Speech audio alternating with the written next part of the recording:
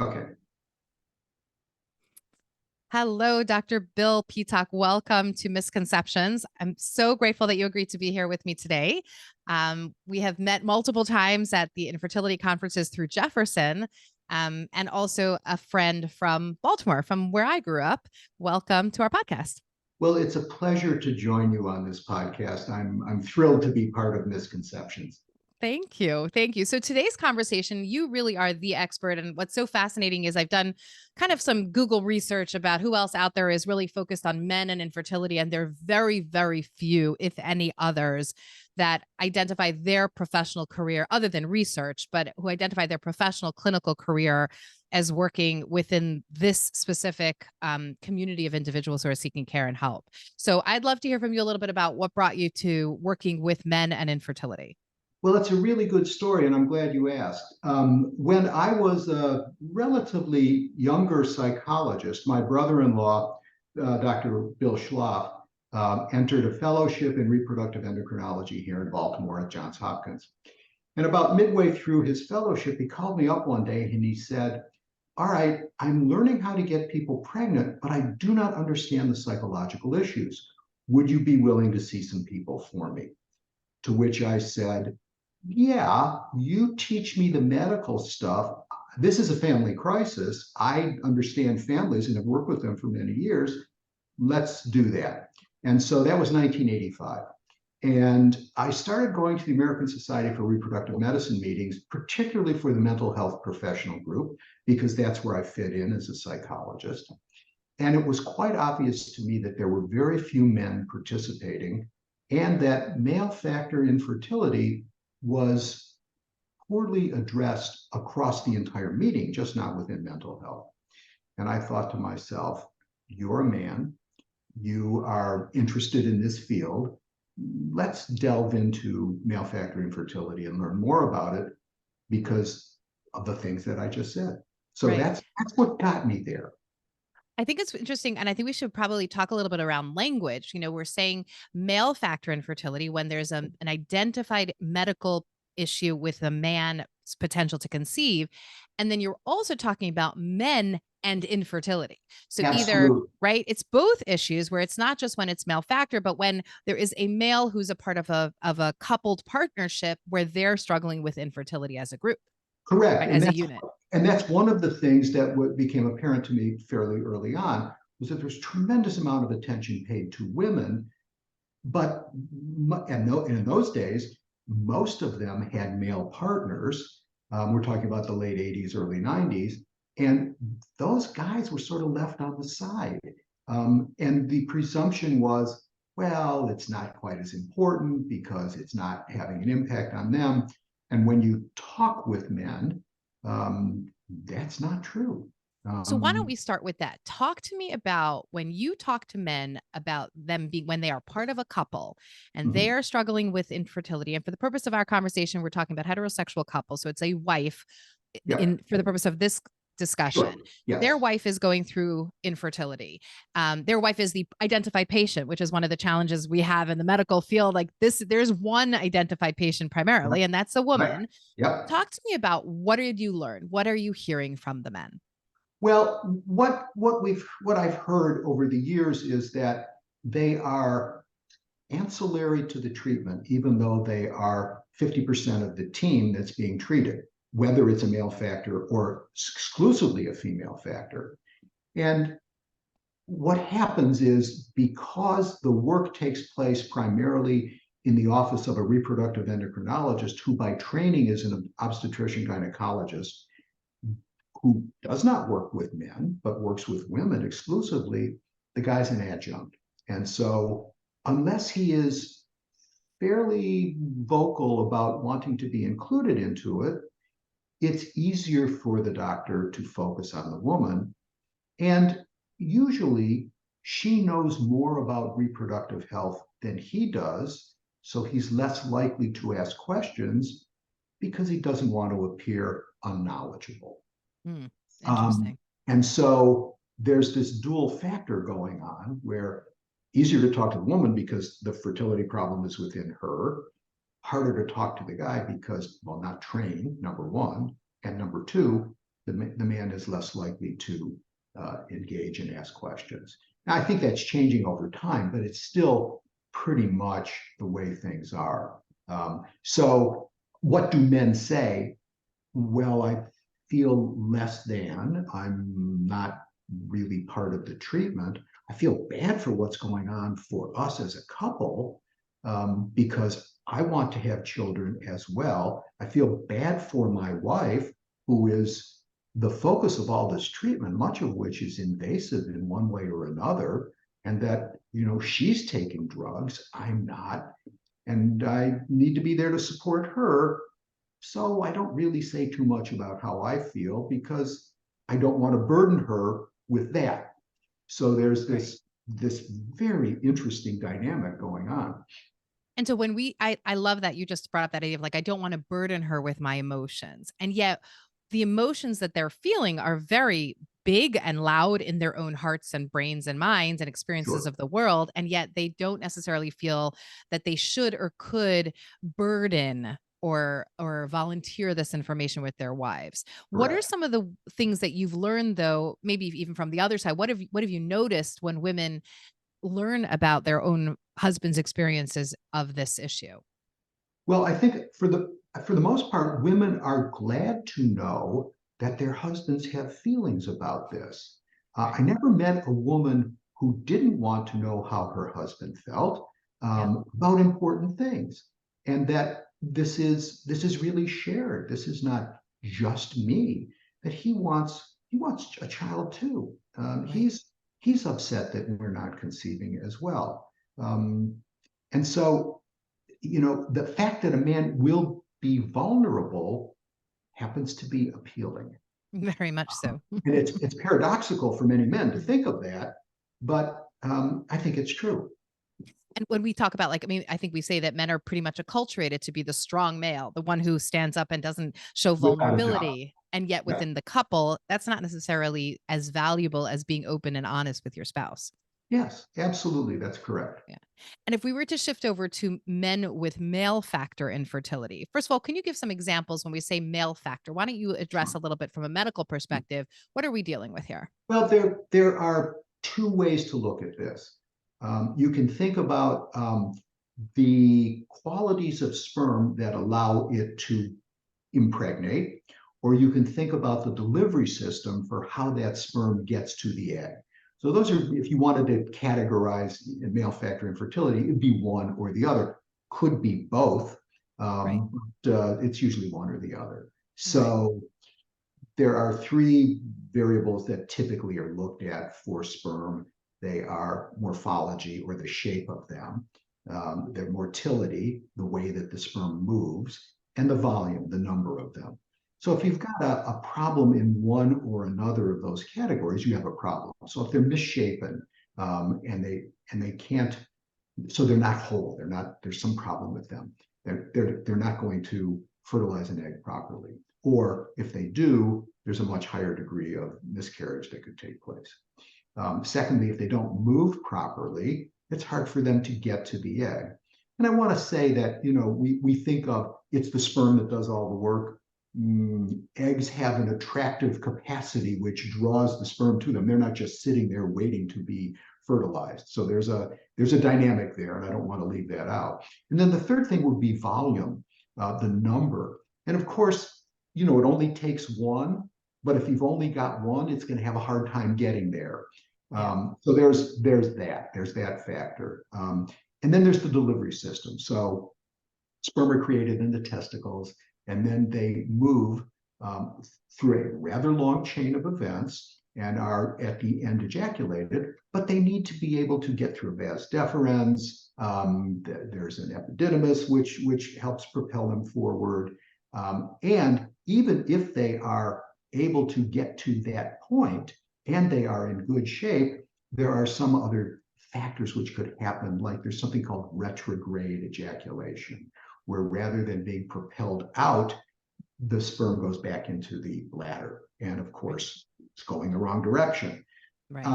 So there could be a lot of things that cause this. Um, there could be a congenital malformation that prevents the vas deferens from forming.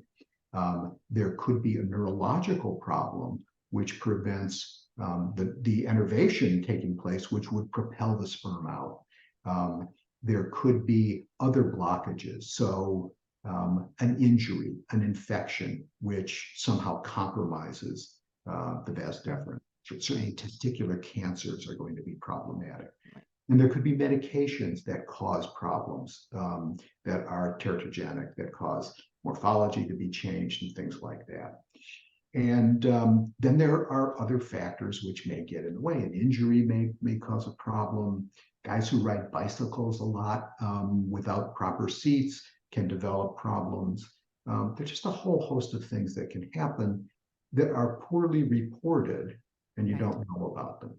Right. I do think it's a good moment to take just a quick pause, because I think there's almost like an option for like a PSA here, a public service announcement. And that is that one of the risk factors that go into let's put it like this. One of the consequences of exposure to mumps can be male factor infertility. Absolutely. And I think it's just a really, it's almost like I've always wanted to say I could do a really good PSA on, if you want to be a grandmother, please vaccinate your children. And I think that's a really important reminder. And as a therapist, unfortunately, I am working with multiple men who were unvaccinated as children and who have zero sperm today because of a known or unknown mumps exposure. And they don't have any other contributing factors as to why there would be zero sperm. They don't have a genetic issues like Klinefelter's or some other diagnosis. But I just have to put that out there that, even if you're struggling with vaccination, please understand that not vaccinating a child against especially a male child against mumps could potentially result in some of these more catastrophic outcomes when they're much older. So just kind of dropping that there. I think you're raising a really good point. I'm old enough that there was no mumps vaccine, and so children got mumps. But today, when we have the option for helping kids get through childhood diseases that otherwise we would not be able to do. Polio is a great example of that. Sure. It just makes good sense to protect children's health, period, as much as possible. Exactly. Thank So you. thank you for letting that. It. Yes, no, absolutely. I think it's a really valid point, Yeah. and I will file that away for future talks because I think absolutely. It's Thank you. Absolutely. So let's talk about what it's like when a man begins to understand that he has male factor infertility. They've gone through their testing. I want to acknowledge that sometimes there's a delay in the Orthodox community where the female is the one who goes through more of the testing first before they're going to take a sperm sample and test the sperm. I have seen that shifting a little bit in time recently, where people are understanding, the Rabbanim, the rabbis are understanding that it might not be the best idea to wait several months of treatment and not knowing if the sperm is of good quality. But knowing that there may be a little bit of a delay, and even the knowledge that there is male factor component here, tell me a little bit about what happens in the male psyche when they begin to understand that they indeed have male factor infertility. Okay, well, just a side note, it's not just in the Orthodox community that waiting to test for semen quality is taking place. It happens across the board. Is there a reason for that? Is it just because we understand it as women are the primary patient? Women are the focus, and if you are an OBGYN and your female patient presents to you, the most logical thing you would do would be to work with her. The least expensive thing to do is to do a semen analysis first, because it is non-invasive. And but that's not the way people approach this. And there are a wide range of reasons for that, which would be an hour for me to talk about. Interesting. So I won't. There's a whole, okay. There's a whole field of that, which we could talk about at another time. So he gets information that there is a problem. Either, he's azoospermic, there's no sperm coming out, or there's a problem with the quality of the sperm. So the first thing that goes through his mind is, why is this happening to me? I'm healthy, I eat well, I have a reasonable ejaculate, all of that. There's nothing that would suggest there's something wrong with me. And then it's what if we can't find a solution to this? What does that mean about my ability to be a parent, to be a father, to be a real man? Because so much of masculinity can be wrapped up in the same way that so much of femininity can be wrapped Sure. up in having a child. There's clearly some balance there. It's just men feel it differently than women do, and there's because we're different. And that's okay. So that's the first thing, and then it depends on, well, what kind of things are offered as treatments for this. So is it a surgical extraction of sperm? Can we do this without actually going into my testicles? Can we do something called an epididymal extraction? That's less invasive. And as you can imagine, a surgical procedure which opens the testicle to find sperm isn't exactly what most men are interested in doing, because that's pretty, of course, if that's, many men would say, well, whatever is necessary, let's Sure. do that because that's important to me. So are those the things that are recommended? Is there something else? Was he taking anabolic steroids to build up his musculature? And that can have devastating effects on the pituitary gonadal axis, which tells the testicles to produce sperm because he's got too much testosterone on board. In some communities, it's very important to be muscular. In other communities, it's not so important. But can that be reversed would be the next question. And in some cases, yes. Is there some toxin that I was exposed to early on? Did my work put me in danger because I was spraying chemicals or exposed to radiation or whatever it was? And if that's the case, how awful would you feel about having done something which damaged your potential to have children? Well, you'd feel pretty awful about that, especially if nobody had warned you that this was Right. a risk. Right. I think you might also be pretty angry if you find out that there was an exposure that you were not informed about. That would Right. certainly be part of Yeah. the psyche very, very soon. Sure. Right. I know there's a So lot of conversation, by the way, around that in the firefighting department, in the firefighting world of for both men and women, of the exposure to to their uniforms have yes, significant toxins in them, as well as the exposure to the chemicals they use to fight fires, and exactly. what can be done to help give them some level of additional protection, not just consent, but protection in these That's areas. right. Yeah. So, Yeah. if you've been to the dentist lately and had X-rays, you'll note that they lay a lead shield basically over your body. Right. Um, 45 years ago, that wasn't happening. Right. So X-ray exposure, we know, can have a very negative impact on fertility, both for men and for women. Hmm. Um, so that you start to wonder, well, what did I do? And if you did nothing, why is this happening to me? Would be the very first couple of things you'd think about. And Hmm. then, well, what are the solutions? And they're limited. There's no magic here. And everybody thinks, well, we'll just do IVF. And that solves the problem, because if you watch television or read the newspapers, there are very famous people who just did IVF and they got pregnant, they had babies, and that Right. was wonderful. But just doing IVF, as you're well aware, is expensive, invasive, and not every case responds well to IVF. Right. And if you don't have sperm, you don't have sperm. Like, and if you don't have a viable single sperm, yes, a Right, lot can be done with one, but we right, have to right, have one. And right. when somebody has none, there's not much we can do to create more. No, you can't clone zero into something. Yeah.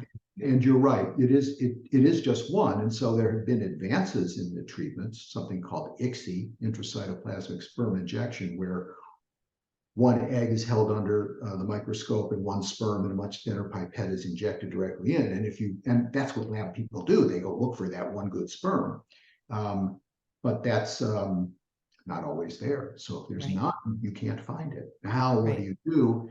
And so if you want to have children, the recommendation may be to use a donor. Mhm. And that carries another emotional burden with it as well. Yeah. For many men, it is the lack of genetic connection. In the same way for women who use egg donors, Sure. it's the lack of a genetic connection, which means my line will be interrupted. Right. And that's very powerful. Yeah. So And men struggle with that. for sure. And I think also to recognize that for many within different subsets of the religious community, donor sperm is not available, Yes, meaning that it is yes, not allowed. There are correct. some subsets of the Orthodox community that are allowing donor sperm, but most are not, I would have to say. And, or at least I could say many are not. Mhm. And in addition to that, those that are, it tends to be incredibly secretive. So that even if you choose to use donor sperm because that's all that's available to you, you're definitely not discussing this among other Orthodox men. No, I had to use a sperm donor. And that's just part of lending itself to some of the stigma and some of the secrecy slash stigma slash shame. right. Talk to me about that shame component as well. Well, let's talk about it first before you're choiced with thinking about using donor sperm. I think you raise a really good point, which is who do you talk to about this? This is the most private of matters, if you're a man or a woman. I mean, most of us do not announce how we got pregnant. Right. Uh, that is a private matter.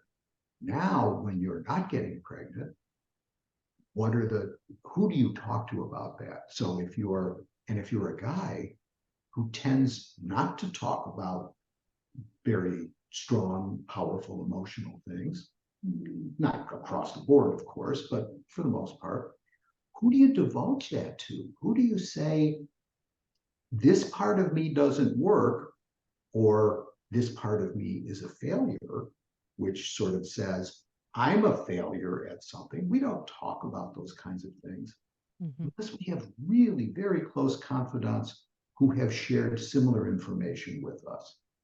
Um, so that's tough. You're hanging on to it all by yourself. Mhm. And you might go to your rabbi. If you're very observant, you probably will go to your rabbi. And that would Sure. be an appropriate thing to do. There's no question about it. And hopefully he has good information, good resources about what to do, and how you can both religiously and psychologically approach this. Right. Um, so, Right. I um, think sometimes also what one of the challenges I think people find within seeking guidance or information from the rabbi, sometimes it tends to be more halachic in nature. Like I'm going to find out how or what I need to do and can do. And I yes, want to just remind people that like a rabbi should and could potentially also be someone that I confide in terms of I'm having a really, really hard time. And that a rabbi should have those resources available as well of where can you go for additional support, who are the therapists whose expertise is in this area, who are the male therapists who you might feel more comfortable discussing these things with. Those are also parts of the research that is necessary in supporting yes. people through infertility. And I think this is true for all members of the clergy, no matter what faith. For There's sure. so much to know and so little time to learn it that, Sure. we all have gaps in our knowledge. And so some of us are better equipped than others. Absolutely. That's Absolutely. that's that's that's a challenge, I think. For So yeah, go ahead. go ahead. So I think that those are the things that men are thinking about. You mentioned the shame. This is embarrassing to talk about. This suggests that I am less of a man. And what happens when they begin to interact with their wives? Like, what is the not begin to? Hopefully, they've been doing that in an All ongoing way, along, but yes, hopefully. yes, But yes. what changes in the dynamic? What you have seen when you are dealing with male factor infertility? Well, frequently a man will say, "I am failing you as a husband." Hmm. Um, you know, do you think you want someone else to be your partner who can give you a child? Yes. And I would say, you're not giving, you're helping create. It takes two. Hmm. Uh, it's a gift. Obviously, children are a Sure. gift, but that gift comes from God. Yeah. Um, you know, Yeah. I will um, share I want to just share one incident that I had, actually two, because I just find them so profound. And again, with the caveat of, or the cautionary comment in that we don't recommend you recommending this to other people, but I just want to share when I heard yeah, I've heard multiple couples when they are male, especially male factor, where the women will confidently say, this is not his issue. this is our issue. And even if I was married to another man, this would still be part of my experience and my story. And I admire and so deeply respect when a woman can see this as this shared experience. And I think that it's an extraordinary gift that they give to their spouses, that this is our issue. This is not Yeah. yours. And it really can go both ways. But sometimes hearing the woman say that is just really particularly profound. Well, I Yeah. think you're absolutely right. It is our issue. We are sharing this. It takes both of us. Yeah. And one of us has a problem, we both have a problem. Yeah. I'll Because share just right. go Yeah, ahead, go ahead. go Go. ahead. No, I'll Um, just share one other like comment. I had a woman who we were talking about intimacy after the knowledge that he was azoospermic, there was no sperm. And I said, how has this, been a part of your a conversation around your sex life and how has it challenged it? She's like, oh, it's totally been great because it's no longer about conception and it's exclusively about pleasure and our relationship with each other. She And I sounds like a really wonderful Isn't person. that Very remarkable? These understanding, are yeah. 2 different women, and I just wanna, like, highlight that voice of, you may think that people experience it one way, and then you hear from certain you hear a greatness sometimes when people are going through particularly difficult times, and I just wanna make sure that I highlight and admire and respect the voices that come across like that, just as much as the devastation that comes Sure. into those relationships. Sure, Yeah. sure. I mean, it's true. I think sometimes a challenge like this will draw people closer together because they're Mm, facing it together, mhm. and they have compassion for one another. Those are really good relationships, and you would assume they were good before the challenge, and they will be good after the challenge. Yeah. And what's the alternative? What other things have you noticed when the relationship struggles? What do you see?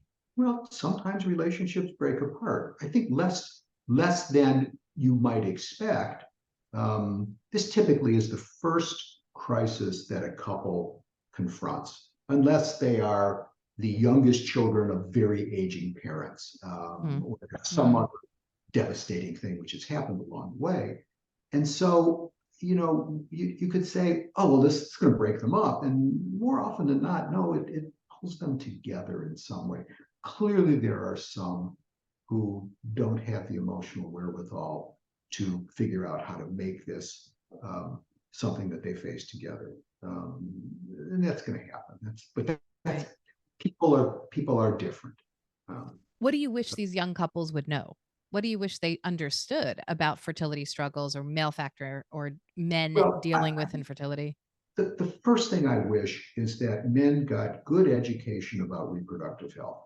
Mm, We do a much better job of educating women. Um, Universally, we do a much better job. And there are two reasons for that. One is that women tend to get better health care after the age of 5 than men do. And that's pretty much across the board.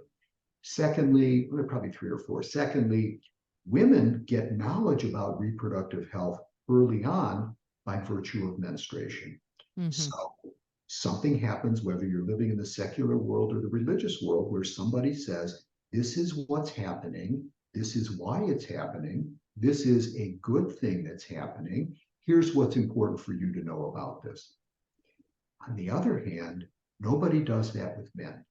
hmm I grew up in a secular school, and when the girls got the talk about menstruation, the boys went in another room, and I can't remember what the health teacher talked with us about, Probably about but taking showers and yeah, deodorant. or you're going to be shaving in another 5 years or something like Right. that. But it wasn't about being aware of reproductive health. So we do a bad job of educating men about that. Mm, And so they don't know that there are certain things which are less advisable than others to do for reproductive health. They don't know that not everybody who wants to gets pregnant. And frequently they think the burden is on the woman rather than them taking care of themselves as well. So mm. that's problematic, I think. So I wish men got better education so that they were better prepared for the fact that there's a significant percentage of people who are not able to conceive within 1 year, and those people have fertility issues. And it could be male factor, it could be female factor, it could be shared, and that there is no shame in this. this is just bad luck for the most part. Yeah. Um, Yeah. so those are the things that I really wish men were better prepared. And then I wish the public had a better understanding that this is not a women's issue. It's a men's issue, a women's issue, and a couple's issue, and that it is shared, whether it's male factor, female factor, or some combination of both. And that there's no magic, that sometimes there are very difficult choices which people have to make, and there is no shame in making those choices. But because we don't do a good job at that overall education, and we don't do a good job at talking about being aware of reproductive health, when a problem comes up, who do you turn to becomes a problem. So if there were more awareness, I think there would be less shame, there would be less stigma. Oh, for sure. If you need glasses like both of us do, there's no shame. It's, Right. we come from genetic lines where you're probably nearsighted, and so am I. And Exactly. maybe you're old enough to need, progressive lenses so you can see at distance. No I will shame. not disclose. I will not disclose. I wouldn't ask you to do that. I would not ask you to do that. However, this is a health issue, right? Correct. And some people are born with good teeth, and some people are born with less good teeth. And no matter how much they brush, they're going to get cavities. There's no shame in that. This is a health issue too, but because it is associated with sexual behavior, it tends to be relegated to we can't talk about this. Right. I think Right. it's problematic. That's important. So important. If you were to talk to a group of women and you wanted to, or to the women who may be listening to this conversation, what do you want them to understand about men going through fertility struggles? Well, I want them to understand that men are not always, the strong oaks that we think they are, that I also want them to understand that if he's not feeling the same way you're feeling at the same time you're feeling that way, that doesn't mean he doesn't care. It just means that, A, he's different and he's in a different space, and he can't be in the same space as you at the same time unless there's some coalescence of, we're both in the same space at the same time. He's going to be thinking differently. And that's okay. That doesn't mean he doesn't care. That's number one. Number two, I want women to understand that it's difficult for men to talk about this, not because they're bad people, but it's because they're not socialized to talk about problems in the way that women are socialized to talk about problems. This is a cultural thing in many cultures. Sure. And so that's another thing. If he's not talking, it doesn't mean he doesn't care. It just means he may not have the words to talk about it because he's never been forced to. Guys don't walk into work and go, so how are you feeling about things? They walk in and go, well, how was that game? Or, what did you learn yesterday? Right. Women, on the other hand, are much better at saying, I feel this way. Right. Right. Right. Absolutely. Okay, let's talk about misconceptions. All I'd right. love to hear from you 3 misconceptions about men and infertility that you'd want people Well, to I know. think the first one is that men really don't care. That's a misconception. Men care, of course they do. There's a great book from '93 by a woman by the name of Mason. She interviewed, I don't know, 50 or 60 guys in England who were diagnosed with male factor infertility. And across the board, they cared deeply about this. But, we think men don't care. It's just not as important to them. So, and there's lots of evidence that says men do care a great deal. So that's one. Number two, that male factor is rare. That's a misconception. No, it's not. About 35% of all infertility is exclusively male factor. And when you look at combined male and female, so there's a man involved, it's at least 50%. So that's not insignificant. So it does happen, and it happens with a fairly high degree. So that's a second misconception. And then the third one would be along the lines of they're not caring, but that men don't have feelings about this, and that parenting is not as important to a man as it is to a woman. Oh no, it is very important. Men want to be fathers. They want to be fathers of sons and or daughters. They want to be fathers. they come from families where there was a father for the most part, Sure. and they've seen that as an important role. And I think particularly in the religious community, this is very true. We're brought up to want to be fathers. We want to transmit important concepts, values to our children, whether our children be male or female. And we have a role.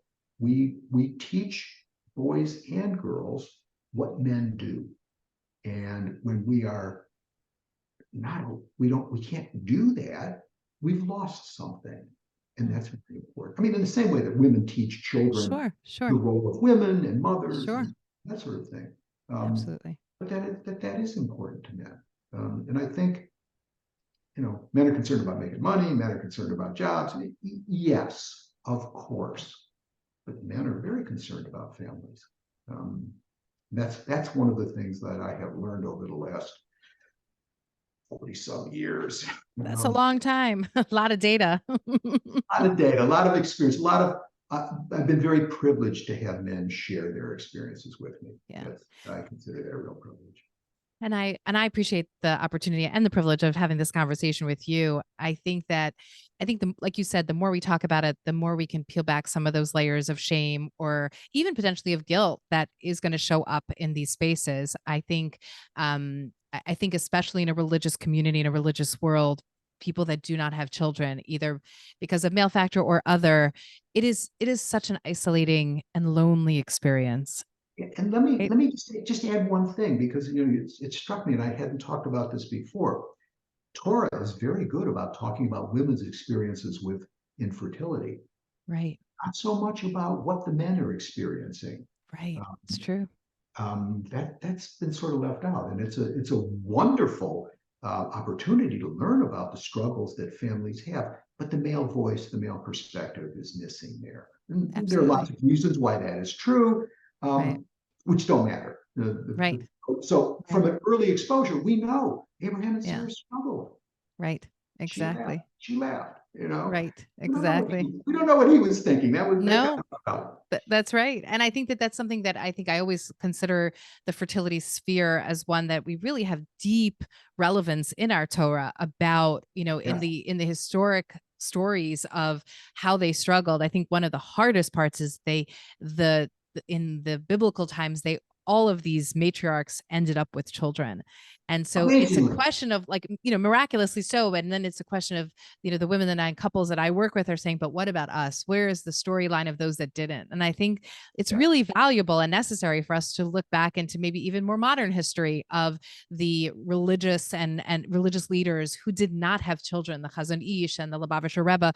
They never had children. And frankly, none of us know if it was male factor or female factor. We just know that they did Right. not ever create their own genetic lines and their genetic families. And so kind of knowing that this is part of the pain of many incredible people of our history perhaps holds relevance to those that are in the ongoing struggle. But either way, it is much more to discuss in terms of the infertility experience in the Orthodox or religious communities. I think it definitely holds tremendous value and power. But for today, this is the conversation around male factor and men's infertility. And thank you so much for spending the time talking with me today. Oh, thank you for inviting me. It's always a pleasure to see you and talk with you, but it's always a pleasure for me to talk about this and help increase the knowledge that's out there. When we've definitely done that today. Thank you so much. You're very welcome.